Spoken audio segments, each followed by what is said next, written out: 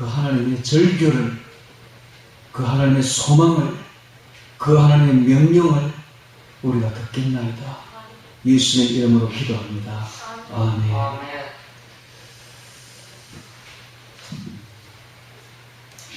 자, 오늘 베드로전서 2장 24절부터 25절까지를 통해서 성례라는 제목으로 말씀을 전하겠습니다. 24절, 25절 제가 봉독하겠습니다. 친히 나무에 달려 그 몸으로 우리 죄를 담당하셨으니 이는 우리로 죄에 대해 죽고 의에 대해 살게 하려 하십니다. 제가 채찍에 맞음으로 너희는 나음을 얻으나니 너희가 전에는 양과 같이 길을 잃었더니 이제는 너희 영혼의 목자와 감독 대신 이에게 돌아왔느니라.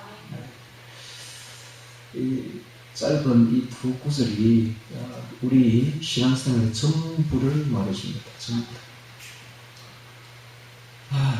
지금 문제는 그렇습니다. 믿는다 하면서도 문제는 죽으면 다 지옥 간다는 사실입니다. 이게 문제예요. 2000년 기독교사를 봐도 다 그렇습니다. 그래서 하나님께서는 정말 우리에게 절규를 하는 거예요. 절규를 하면서 뭔가를 지금 가르쳐 주려고 하고 있는데 알아듣지를 못해 사람들이. 그래서 구약시대도 마찬가지였습니다. 그래서 구약시대에 보면은 언약 백성들을 아무리 교육해도 이 교육이 안 되니까 안 되겠다 해서 온갖 방법을 다 동원하거든요. 그래서 어떤 걸 동원하냐면 테필린이라고 이만한 조그마한 이 상자를 만들어가지고 그 안에 이제 성경 말씀을 적어 넣어요. 신명기 6장, 그 사절이 6절 말씀을 적는 거예요. 너는 네 마음을 다하고 목숨을 다하고 뜻을 다하고 주 너의 하나님을 사랑하라. 그 마음을, 그 구절을 딱 적어 넣어가지고 이걸 갖다가 어디에 차게 하면 오른손에 차게 해요. 또 이마에도 좀 이상하지만 이마에 차게 한다고 해요. 테필린. 근데 이게 이제 클수록 이제 신앙이 좋은 사람이야, 이게. 그 다음에 또 그뿐만 아닙니다. 빵등 모자를 써요. 쓰게 해요. 하나님은 나의 주인이다, 이런 뜻이죠. 그 다음에 옷을 입는데, 겉옷을 입는데 술을, 청색 술을 달고 합니다. 이것은 욕망을 따라가지 말고 성결하게 구별되라 하는 뜻이죠. 여러 가지 방법을 동원합니다. 심지어는 나중에는 모세가 노래까지 지어서 부릅니다. 노래를. 너희가 우상을 섬기면 반드시 멸망할 것이다 하는 그 내용을 가사를 내가지고 노래를 부르게 해요. 노래는 잊어먹지 않으니까. 이렇게까지 교육을 시키는 겁니다. 온갖 방법을 다 동원해요. 똑같습니다. 신약시대도 똑같아요. 하나님께서 왜 성례를 하게 하시는가? 예수님께서 왜 두 가지 성례를 우리에게 하게 하십니까? 첫째는 세례입니다. 세례. 두 번째는 성찬입니다. 오늘 지금 성찬이 이제 될 건데요. 사실은 이 성찬 매주 해야 됩니다. 매주. 사실은 그게 옳은 거예요. 어떤 교회, 우리 고성에도 지금 서남이교회 같은 데는 매주 한대요. 매주. 내가 잘한다 그랬어요. 잘한다. 매주 왜 이걸 할까? 하면서도 몰라. 무슨 뜻인지 알아듣지를 못해요. 하면서도. 왜 세례를 하는 건가? 왜 세례? 세례는 이제 예수님을 믿으면 세례를 베풀거든요. 세례를. 이 세례와 성찬이 두 가지 예수님 우리에게 남긴 성례입니다. 성례. 딱 이것만 남겼어요. 다른 건 다 폐지하고 이것만 남겼어요. 예수님이 마태복음 28장에서 마지막에 말하기를 너희는 가서 모든 족속으로 제자를 삼아 아버지와 아들과 성령의 이름으로 세례를 주고 내가 분부한 모든 것을 가르쳐 지키게 하라. 이렇게 명령하셨습니다. 이 세례는 믿으면 반드시 주어야 되고 그 다음에 이제 성찬 예식도 예수님이 만드셨습니다. 마지막 밤에 제자들을 불러 모아서 떡을 가지사 축복하시고 떼어 제자들이 주시며 가시되 너희가 이것을 받아 먹으라 이것이 내 몸이니라 하시고 또 잔을 가지사 사례하시고 제자들이 주시며 가시되 너희가 이것을 다 마시라. 이것은 많은 사람을 위하여 흘리는 바 나의 피 많은 사람 죄를 위하여 죄사함을 얻기 위하여 흘리는 바 나의 피 곧 언약의 피니라 라고 말씀을 주심으로써 이 두 가지가 이제 예수님이 딱 남긴 성례인 것입니다. 그런데 이 두 가지는 절대로 뗄래야 뗄 수 없는 딱 붙어있는 하나님의 어떤 뜻을 표현하고 있는 그런 것이 바로 이 성례입니다. 이 성례가 도대체 무엇인가라는 것입니다. 성례가 무엇인가? 성례는 사크라멘툼입니다. 그 원어가 헬라어로 이것은 엄숙한 맹세입니다. 엄숙한 맹세. 사크라멘tum. 어떤 맹세냐? 세상과 구별되게 살겠다는, 즉 성결, 정결하게 살겠다는, 세상과 완전히 구별되어서 자신을 하나님께 거룩하게 바치겠다는 맹세를 하는 게 바로 거룩한 맹세라는 것입니다.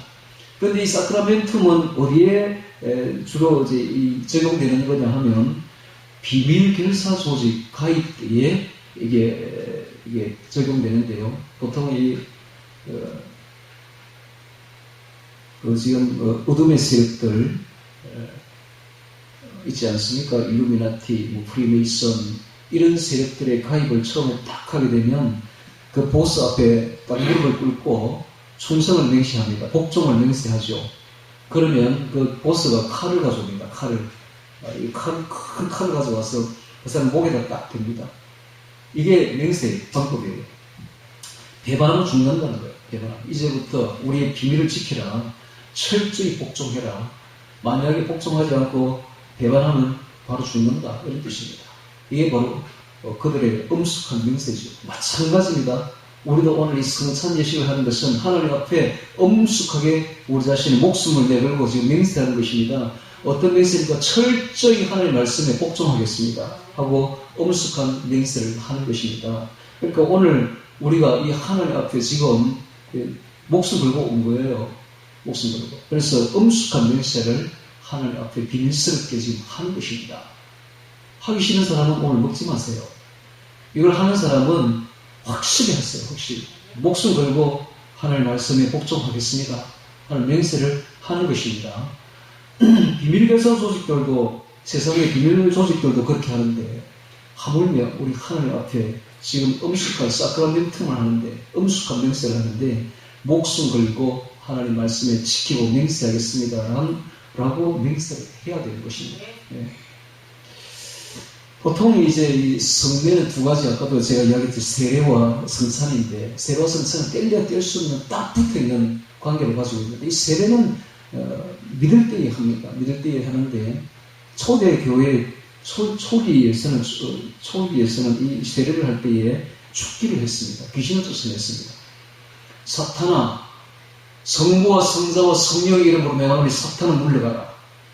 귀신부터 쫓아내요. 사탄부터 쫓아냅니다. 그리고 사탄과의 관계를 딱 끊게 합니다. 그리고 하나님께 절대적인 충성, 성결을 각오할 것을, 목숨 걸고 자신을 죽일 것을 하는 것이 바로 이 세례였던 것입니다. 이게 세례예요. 그런데 우리 이 신약에 있어서 이 성례절을 이렇게 보면은 신약에서의 세례는 구약에서의 할례와 똑같습니다. 할례와 같은 개념입니다. 그 다음에 성찬은 유월절과 같은 개념이죠. 그래서 이 구약에 있어서 할례와 유월절은 가장 중요한 예식이었고 행사였습니다. 마찬가지로 오늘 신약에서도 세례와 성찬은 가장 중요한 예식이고 행사입니다. 근데 이게 우리 기독교에서는 두 가지만 지키거든요. 세례와 그다음에 성찬. 근데 이 가톨릭에서는 7가지를 지킵니다. 그럼 우리가 알 필요는 없지만 제가 잠시 소개를 하면, 첫 번째는 세례입니다. 영세라고 하죠. 영세성사, 세례성사. 두 번째는 견진성사입니다. 대부를 그때 견진은 이제 굳게 세운다는, 믿음을 굳게 세운다는 건데, 그때부터 대부, 대모가 세워집니다. 그리고 지도, 신부가 그 사람에게 세워지죠. 그래서 세 번째가 성체성사. 오늘 하는 이 성찬이죠. 성체 대가는 성체라고 합니다. 예수님의 몸과 피라고 그렇게 말을 하죠. 근데 사실 이 떡이, 그들은 이 떡이 바로 예수님 몸으로 변했고, 포도주는 바로 예수님 피로 변했다라고 말하지만 사실 그렇지 않죠. 하여튼 성체성사. 그래서 피를 잘못하고 엎질려면 큰일 나기 때문에 아예 포도주는 돌리지 않습니다. 그냥 떡만 돌리는 건데, 그 다음에 네 번째는 고해성사, 회개성사입니다. 고해성사, 신부 앞에 고해를 하죠. 그 다음에 다섯 번째는 혼인성사입니다. 7개의 성사 중에 혼인성사가 들어간다는 것을 여러분 주의 깊게 생각해 보시기 바랍니다. 결혼은 하나님 앞에 하는 겁니다. 이건 옳은 겁니다. 결혼은 하나님 앞에서 맹세하는 것이죠. 인생의 최대 중대사를 하나님 없이 어떻게 결혼할 수가 있겠습니까? 이건 정말 배워야 됩니다. 오늘날 젊은이들이 아예 이제 주례도 없더라고 보니까. 하나님은 고사하고 이제 주례도조차 없어. 저들끼리 뭐 어떻게 해가지고 결혼을 끝내버려요. 말도 안 되는 이야기죠. 결혼이 하나님 위해서 주는 것이죠. 그래서 하나님 앞에 나아가서 맹세하고 결혼을 엄숙하게 거룩하게 맹세하기 이거 옳은 것입니다. 그래서 결혼은 반드시 교회에 와서 하나님 앞에 맹세하는 게 이게 진짜 본인의 의미가 있죠. 가톨릭 이런 본받을 필요가 있어요. 여섯 번째는 신품 성사입니다. 신부나 사제가 될 때의 신품 성사를 하고, 마지막 일곱 번째가 병자 성사 혹은 종부 성사라고 하는데, 사람이 죽기 직전에, 숨이 넘어가기 직전에 와서 성사를 합니다. 병자 성사를 하죠. 이게 이제 가톨릭에서는 7대 성사라고 하는데, 우리 기독교에서는 가톨릭처럼 이렇게 7대 성사를 하지 않고 2개만 합니다. 세례와 성찬만 하죠. 자, 그렇다면 오늘 베드로전서 2장 24절에 있는 이 말씀이 도대체 무슨 말씀인지 한번 음미를 해보도록 하겠습니다. 24절 봅니다. 친히 나무에 달려라고 말합니다. 친히 나무에, 예수님께서 우리를 위해서 친히 나무에 달려 그 몸으로 우리 죄를 담당하셨으니, 친히 나무에 달려. 친이라는 말 속에 자발적으로 이런 뜻이 들어있습니다.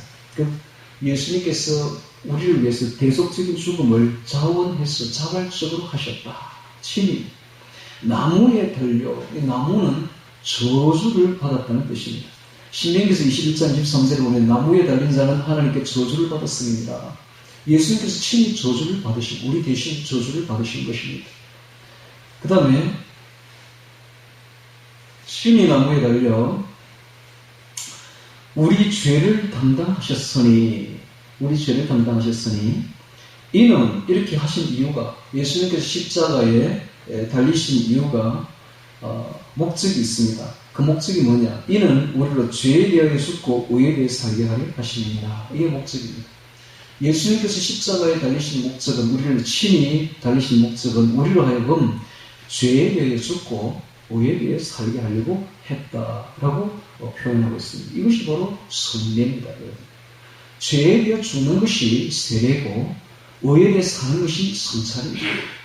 죄에 대해 죽는 것은 곧 옛사람을 죽이는 겁니다. 그 다음에 의에 대해서 사는 것은 내 안에 새 사람으로 살아가는 것입니다. 그래서 세례와 성찬은 뗄래야 뗄 수 있는 관계를 가지고 있습니다. 자, 오늘 하나님의 소원이, 하나님의 갈망이, 하나님의 절규가 바로 이것입니다. 죄에 대해 죽으라는 것입니다.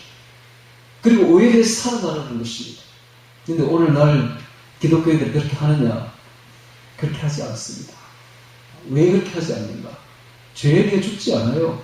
왜 그런가? 구원론이 일단 잘못됐습니다. 구원은 여러분, 구원은 첫째 칭의입니다.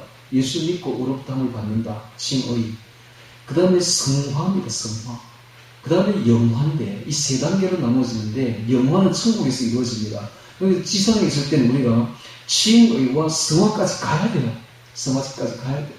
그런데 현재 지금 기독교의 교리가 어떻게 되어 있느냐? 칭의만 받으면 천국 간다 이렇게 되어 있는 겁니다.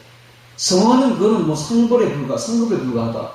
그러니까 아무도 성화를 하려고 하지 않아요. 일단 구원론이 잘못됐어요. 그러니까는 칭의, 그 대부분 다 예수 믿고 그냥 구원 받는다 이렇게 생각해요. 죽으면 천국 가, 예수만 믿으면 천국 간다 이렇게 생각해요. 그런 사람이 거의 90%입니다. 90%. 겨우 5% 내지 10%가 조금 이제 나간 게 중생까지 갑니다. 거듭남까지 갑니다. 거듭남. 성령을 받죠. 거듭났어. 이게 5% 내지 10%밖에 안 돼요. 그런데 이 사람들도 성화는 꿈도 못 꿉니다. 그러니까 대부분 다 지옥 간다. 그런데 하나님의 갈망은 무엇인가? 죄에 대해 죽고 의에 대해 살아라. 저는 뭡니까? 성화까지 가라 이 말입니다. 성화까지. 한마디로 말하면 성화까지 가라. 그것을 안 할 것이 분명하니까, 성화까지 안 갈 것이 분명하니까 성화를 왜 안 하는가? 그런 성화를 할 열망이 아예 없어요. 성화를 할 열망이 아예 없다고. 하나님 그걸 너무 잘 아니까 이걸 갖다가 안 되겠다. 성례에다 그냥 붙여가지고 성례를 그냥 하게 하자. 이렇게 성례를 예수님이 만드신 겁니다. 성례를 하면서 뜻도 모르죠. 세례가 뭔지, 세례의 뜻이 뭔지, 옛사람이 죽는 건데 그것도 모른 채 그냥 세례를 받습니다. 성찬은 새 사람으로 살아나는 건데 그것도 모른 채 그냥 성찬만 받아요. 오늘 우리가 분명히 하나님 뜻을 알아야 됩니다. 하나님은 세례와 성찬도 중요하지만 더 중요한 것은 세례와 성찬을 계속 반복해서 하면서, 세례는 한 번 받지만 성찬은 계속 반복하잖아. 반복하면서 성화롭게 성화를 일어나라, 정결하게 되어라, 거룩하게 되어라, 이 말입니다. 이 말을 하나님이 계속하고 있는데 알아듣지는 못해요, 사람들이. 그래서 지금 보면 여기 24절에 죄에 대해 죽고 의에 대해 살라. 이게 바로 죄에 대해 죽는 것이 세례고 의에 대해 사는 것이 성찬입니다. 살기하려 하시니라. 저가 채찍에 맞음으로 너희는 나음을 얻었나니 너희가 전에는 양과같이 길을 잃었더니 이제는 너희 영혼의 목자와 감독되신 이에게 돌아가느니라. 목자는 인도입니다. 인도. 감독은 보호입니다. 보호. 인도와 보호하시는 예수님께 돌아온다. 즉 어떻게 해야 죄에 대해 죽고 의에 대해 살아야, 즉 거룩하게 되어 성화를 이루어야만이 예수님이 그렇게 인도하고 보호한다 이 말입니다. 여러분, 우리 인생에는 여러 가지 문제가 생깁니다. 5분 뒤에 무슨 문제가 생길지 아무도 몰라요. 인생 만만치 않습니다. 세상살이 그렇게 쉬운 게 아니에요. 어떤 일이 터질지 아무도 몰라요. 앞에 어떤 일이 도사리게 되는지 아무도 모른다. 그렇게 엄청난 일들이 막 터지는데 예수님의 보호와 인도가 없으면 어떻게 살릴 것입니까? 그런데 그 예수님의 보호와 인도를 받는 조건이 죄에 대해 죽어야 돼. 의에 대해서 살아야 돼요. 그래야 예수님의 인도와 보호가 들어간다 이 말입니다. 만약에 죄에 대해 죽지 않고 계속 죄의 지형에서 살고 있다면 예수님의 인도와 보호는커녕 마귀의 인도와 보호를 받을 것입니다. 여러분, 마귀와 동행하게 될 것입니다. 동행이 아니라 마귀가 아예 그냥 막 작살을 내버리죠. 네. 그러니까 우리가 지금 깊이 생각해야 될 것은 이 마귀와의 전쟁입니다. 전쟁인데 하나님이 이런 말을 하는 것은 분명히 이유가 있습니다. 왜 이렇게 하는가? 우리를 위해서, 우리를 살리려고 그렇게 하는 거예요. 이 지금 에베소서 6장에 보면은 우리의 싸움, 우리의 씨름은 이렇게 돼. 우리의 씨름은 혈과 육에 대한 것이 아니요 정사와 권세와 어둠의 세상 주관자들과 하늘에 있는 악한 영들에 대한 일이 이렇게 되어 있거든요. 이 씨름이라는 단어가 헬라어로 보면은 레슬로 되어 있습니다. 레슬링. 그렇게 이 씨름이 단순한 장난이 아니라 이게 바로 백병전을 뜻한 백병전. 여러분, 백병전이 뭔지 아십니까? 총을 쏘다가 안 되면 가까이 다가가서 진시타령할 때는 총도 필요 없어. 대금으로 그냥 막 찌르는 거예요. 죽이지 않으면 내가 죽는 겁니다. 이게 바로 마귀와의 전쟁 싸움이다. 귀신과의 싸움이 바로 이런 겁니다. 내가 죽든지 네가 죽든지 둘 중 하나가 이게 치열한 전쟁입니다. 치열한 전쟁. 마귀가요 우리를 호락호락하게 두지 않습니다, 여러분. 그래서 우리 에베소서 찾아보도록 하겠습니다. 에베소서 4장 26절 찾습니다. 에베소서 4장 26절. 에베소서 4장 26절. 신앙생활 그렇게 호락호락한 거 아니에요. 에베소서 4장 26절 찾습니다. 자, 귀신이 어떻게 우리에게 들어오는가 성경이 딱 보여주고 있습니다. 에베소서 4장 26절. 분을 내어도 죄를 짓지 말며 해가 지도록 분을 품지 말고 마귀로 틈을 타지 못하게 하라. 이렇게 되어 있습니다. 이것을 해석이 조금 잘못됐어요. 이 틈을 원어 해석 그대로 하면 발붙일 그 기회를 주지 말라. 발판을 주지 못하게 하라. 이 말입니다. 즉 마귀가 뭡니까? 이런 것을 통해서 우리에게 발판을 딱 발을 올려놓는다는 거예요. 그리고 우리에게 들어오려고 한다는 겁니다. 어떻게? 분을 내고 죄를 짓고 하면, 이렇게 하면은 단순히 분을 내고 죄를 짓는 것으로 끝나는 것이 아니라 마귀가 우리에게 발을 딱 올려놓는 거예요. 그리고 우리 속으로 들어오는 겁니다. 여러분, 무섭지 않습니까? 그래서 죄에 대해서 죽고 의에 대해서 살아라고 주님이 절규를 하고 있는 거예요. 단순히 죄 짓는 것으로 끝나는 게 아니야. 단순히 욕망으로 끝나는 게 아니야. 마귀가 들어옵니다. 귀신이 들어옵니다. 여러분, 우리 거듭난 사람에게 성도들에게 귀신이 들어오지 못한다고 생각하죠. 천만의 말씀.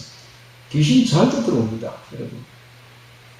그래서 조사를 해봤더니 일단 공식적으로 나왔어요. 오래전에 조사했는데 15%만이 죄에서 자유하고 정말 하나님과 동행하는 사람들이 성도들 중에 거듭남, 제가 거듭남 이렇게 하면은 100% 중에 거듭난 성도는 거의 한 10%밖에 안 됩니다.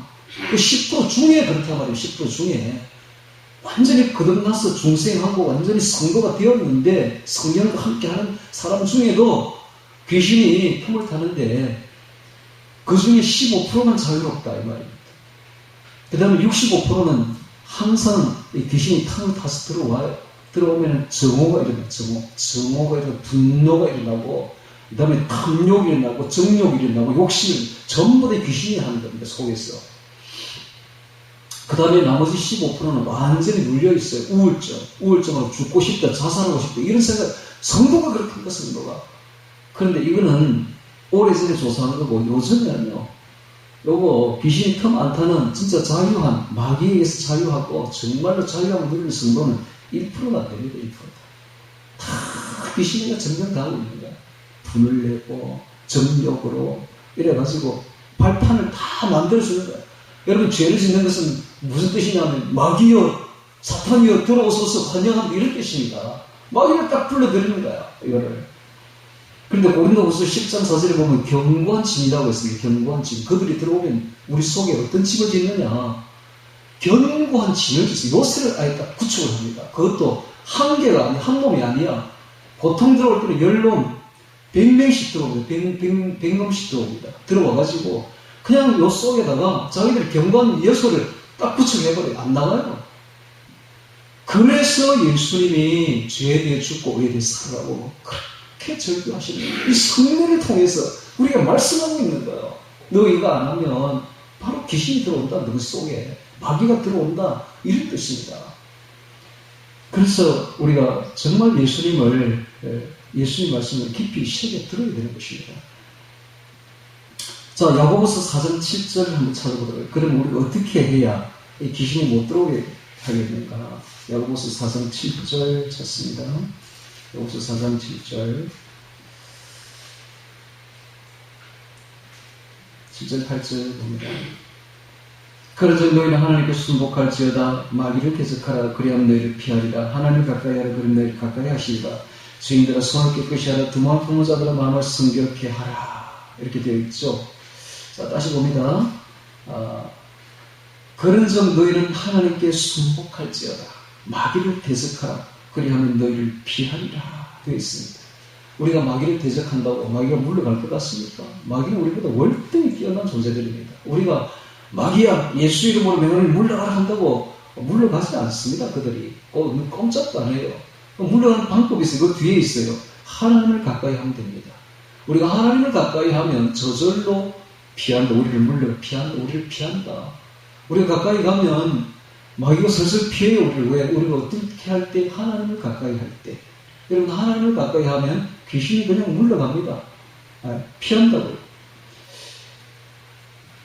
그래야 너희를 가까이 하시리라. 죄인들은 손을 깨끗이 하라. 두 마음을 품은 자들아 마음을 성결케 하라. 손을 깨끗이 하라. 회개하라. 두 마음을 품은 자들아 이런 말을 하고 있습니다. 두 마음을 품은 자들아. 여러분 두 마음을 품은 자들이 너무 많아요. 사람들이 거의 대부분 다 기독교인들이 이 세상에서 부귀영화를 누리기를 원하고 천국도 가기를 원합니다. 두 마음을 품은 거죠. 세상에서도 한몫 잡고 싶고 천국에서도 한몫 잡고 싶고 두 마음을 품고 있어요. 천국,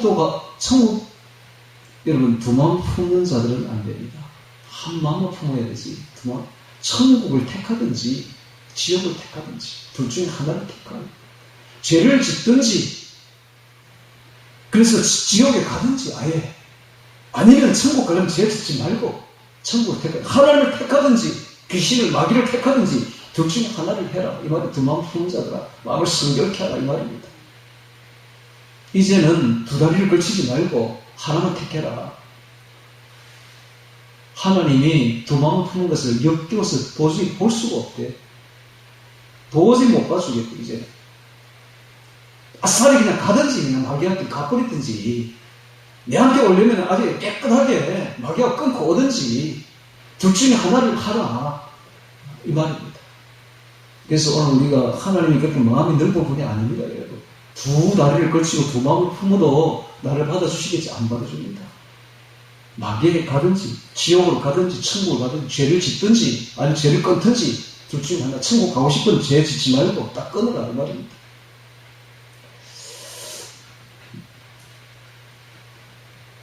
자, 그래서 이게 세례에서 지금 말하고 있는 겁니다, 여러분. 세례는 옛사람의 죽음을 뜻합니다. 옛사람의 죽음. 그리스도와 함께 우리가 죽어야 된다. 그래야 새 생명 가운데서 태어나게 된다, 행하게 된다, 이 말입니다. 한번 찾아보겠습니다. 로마서 6장 찾습니다. 로마서 6장. 자, 세례의 뜻을 보겠습니다. 세례의 뜻. 로마서 6장 3절 4절 봅니다. 3절 4절.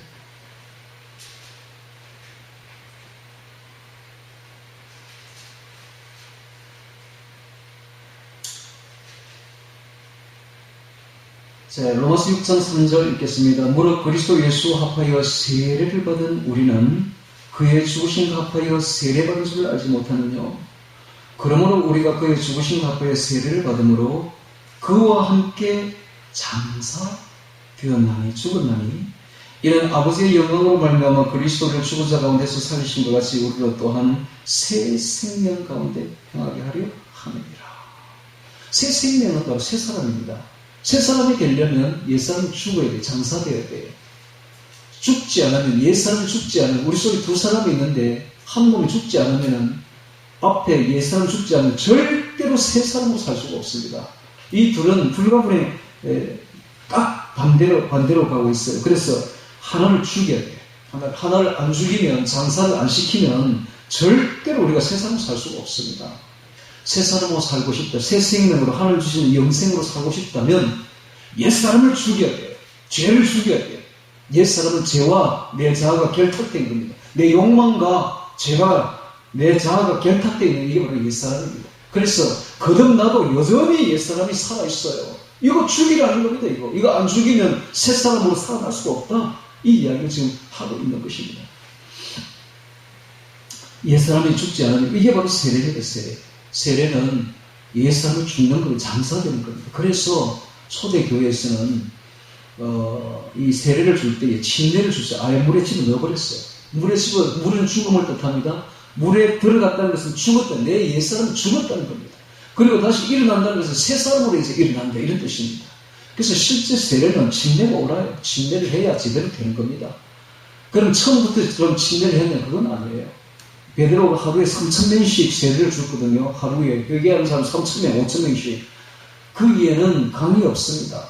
신랑 물밖에 없어요. 거기 다 데리고 가서 집어넣을 수가 없어요. 그러니까 그냥 바가지 퍼와가지고 그냥 부은 거야. 네. 그렇게 했는데 초대교회에서는 이래가 안 되겠고 아예 집어넣어버려야 되겠다. 이래가 침례를 줬거든요. 침례를. 그런데 침례를 하다 보니까 어린아이도 막 침례를 하는데 아이를 집어넣으니까 죽어버려요. 물속에서.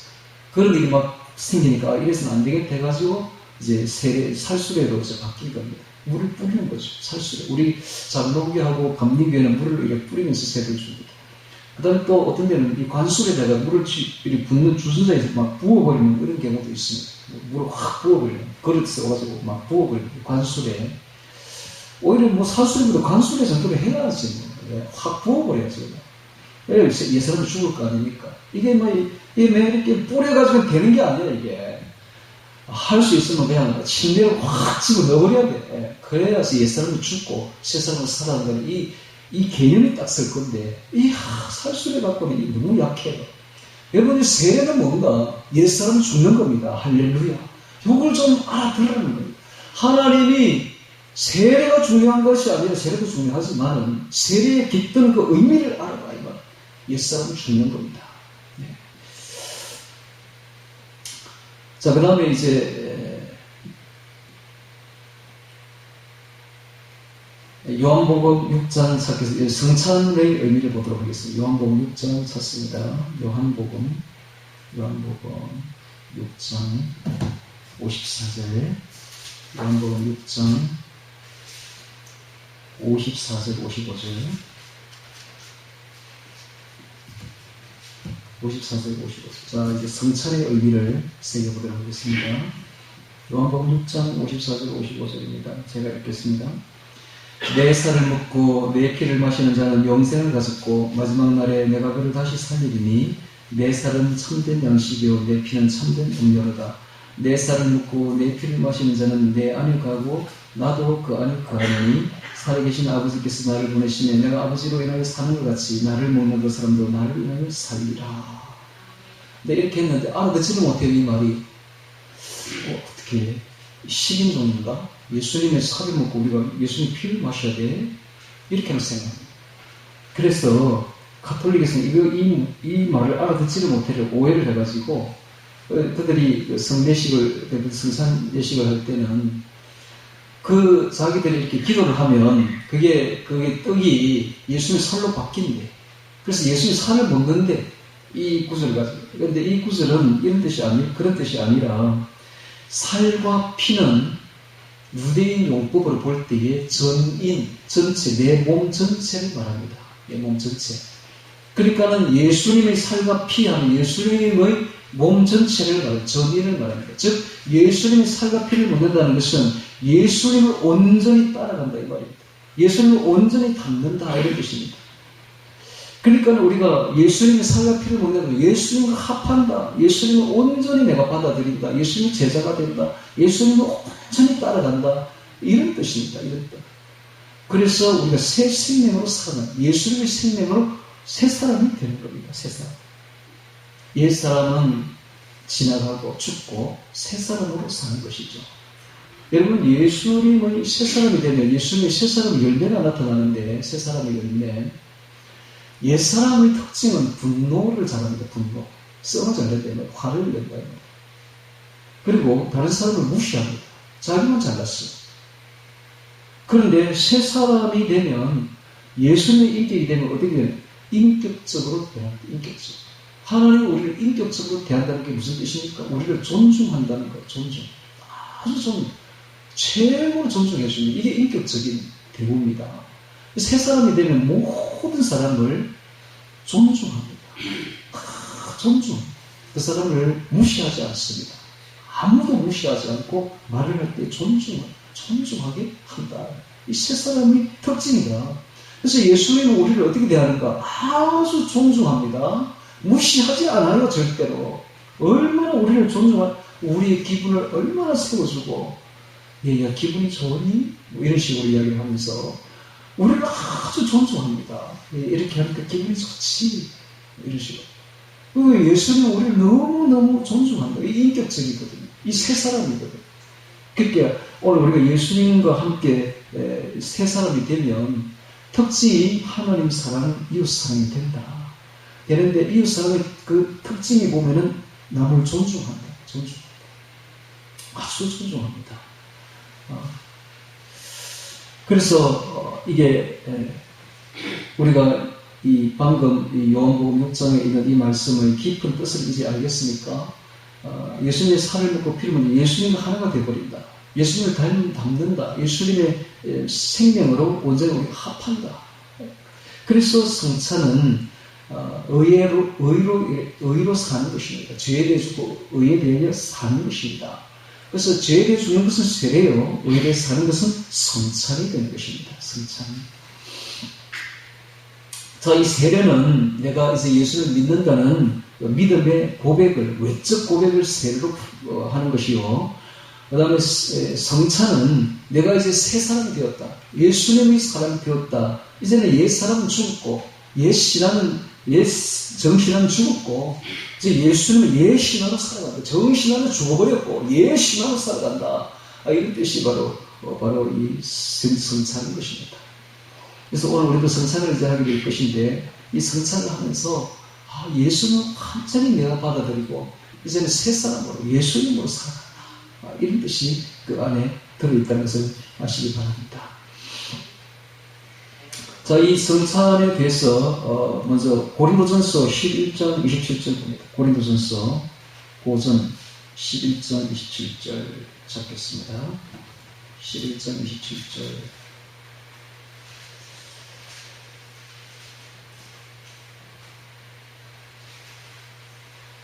자, 27절, 28절 제가 읽겠습니다. 그러므로 누구든지 주의 떡이나 잔을 합당치 않게 먹고 마시는 자는 주의 몸과 피를 범하는 죄가 있느니라. 사람이 자기를 살피고 그 후에 이 떡을 먹고 이 잔을 마실지니 주의 몸을 분별치 못하고 먹고 마시는 자는 자기 죄를 먹고 마시는 것이니라. 이 성찬 예식을 할 때에 우리가 엄숙하게 해야 되고, 특별히 성찬 예식을 할 때는 회개를 해야 됩니다. 죄를, 자신에 있는 모든 죄를 회개하고 성찬을 받아야 됩니다. 정결한 마음으로 받아야 됩니다. 만약에 그렇지 않고 회개하지 않고 이걸 받으면 큰 징벌을 받습니다. 여러분, 죽을 수도 있어요. 큰 병이 들 수도 있어요. 약해질 수도 있습니다. 그러므로 경건한 마음으로, 엄숙합니다. 엄숙한 지금 이 맹세입니다.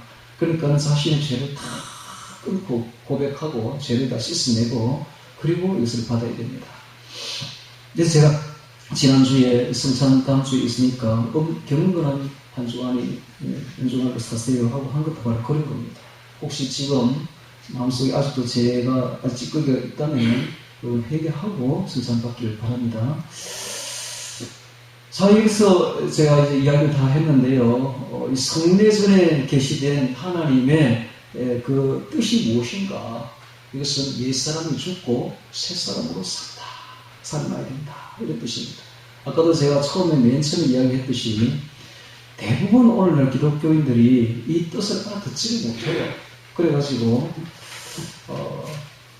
대부분 다 이 성화에 가려고 하지 않아요. 성화에. 이 성화는 옛사람을 죽여야 돼요. 옛사람과 투쟁해야 돼요. 옛사람을 죽여야 돼요. 죄를 죽여야 돼요. 욕망을 죽여야 돼요. 이게 바로 성화인데 그렇게 하려고 하지 않습니다. 그렇게 할 엄두도 못 내요. 그리고도 다 천국 간대요. 다 천국 간대. 여러분, 이게 이제 제가 이렇게 이야기하니까 목사님 좀 너무 나간 거 아닙니까? 우리 어떻게 다 그럴 수 있습니까? 라고 말할지 몰라도 제가 역사를 이야기해 주죠. 기독교 역사를 한번 이렇게 2000년 역사를 한번 이렇게 보면 십자군 전쟁이 있었습니다. 여러분. 십자군 전쟁. 이 십자군 전쟁 때에 십자군 전쟁이 이제 베네치아에서 배를 타고 저기 그 유대 나라까지 이제 가려고 하는데 이 군인들을 태우니까 큰 배가 필요해요. 근데 배가 없어요. 근데 베네치아 상인들이 큰 배를 가지고 있습니다. 그래서 상인들 보고 그 배 좀 빌려다오 이러니까 빌려줄 수 없다는 거예요. 그렇게 어떻게 하면 빌려줄 수 있는데 라고 말하니까는 우리의 그 상업에 아주 그 라이벌이 하나 있는데 자다드 기독교 도시가 있는데 그걸 멸망시켜주면 자기들의 라이벌을 없애주면 배 빌려주겠다는 거예요. 공짜로 빌려주겠다는 거예요.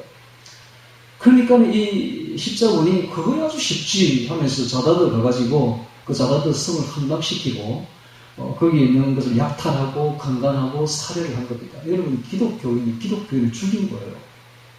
배 빌리려고 강간하고 살해하고 다 할 겁니다.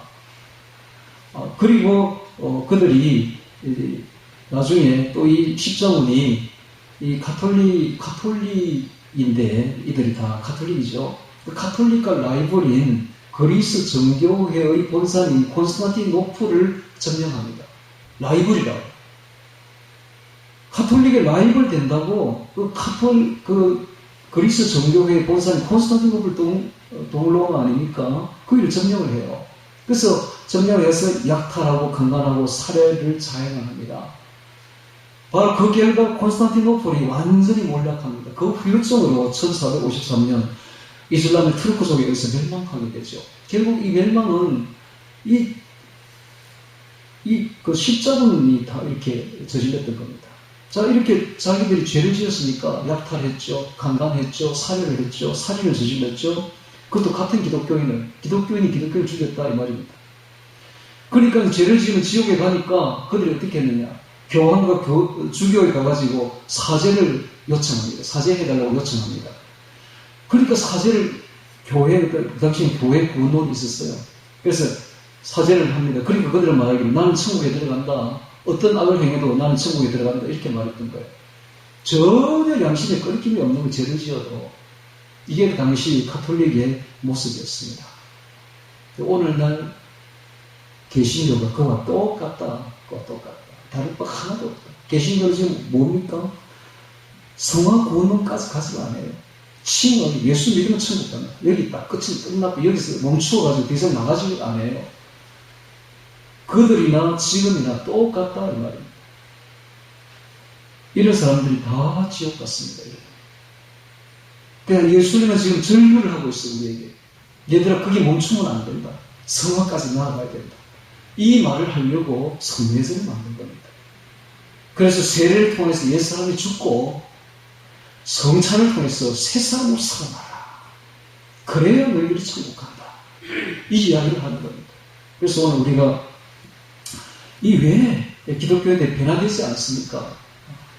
여러분 제가 한 가지 또 예를 들죠. 지금 현재 포르노 비디오를 포르노 그 사이트 포르노 그 영상이 동영상 있지 않습니까? 야동이라고 하죠. 그거를 세상 사람들이 얼마나 보느냐? 70% 봅니다. 30%만 안 봐요. 그럼 기독교인은 60% 봅니다. 40%가 안 봐요. 뭐 60%나 70%나 거기서 그거지. 똑같지. 기독교인이 전혀 변화가 안 됐다 이 말입니다. 단적으로 드러내주는 거죠. 전혀 변화가 안 돼. 교회에 와서 믿음을 가지고 하나도 세상 사람하고 똑같아.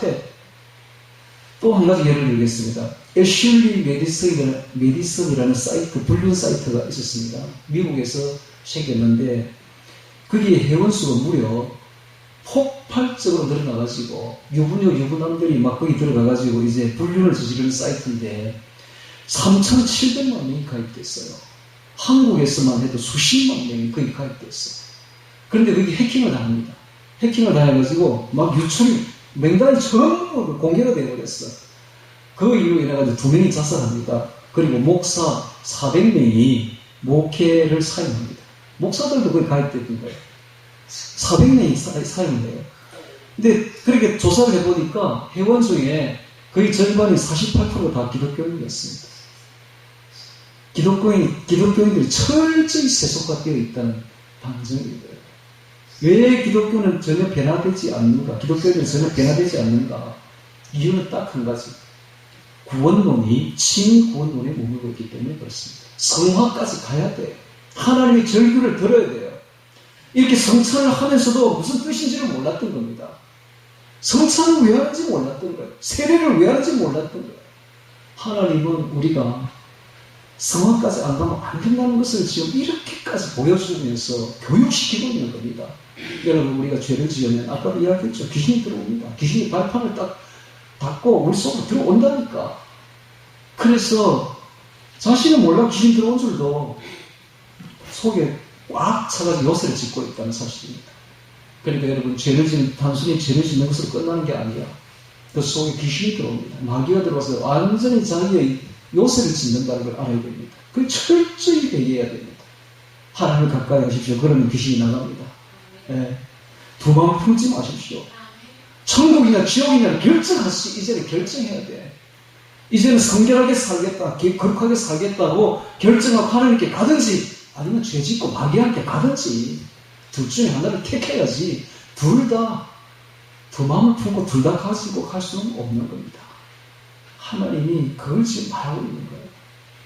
하나님이 깨끗하신 분입니다. 더러운 귀신들하고 같이 있을 수가 없어요. 우리가 더러운 귀신들하고 이렇게 같이 있으면 하나님께 가까이 갈 수가 없는 겁니다. 이게 성례의 뜻입니다. 옛사람을 죽이고 새 사람으로 깨끗하게 거룩하게 살아나라. 그래서 새 생명을 받아. 새 생명. 예수의 생명으로 새 사람으로 거듭나라. 거듭나서 새 사람으로 살아라. 이것이 오늘 이 성례에서 베풀어주신 성찬과 세례에서 베풀어주시는 하나님의 명령이요 절규요 하나님의 뜻이요 소망입니다. 이것을 깊이 새겨들어서 오늘 이 성찬을 받으면서 우리가 거룩하게 정결하게 거듭나기를 바랍니다.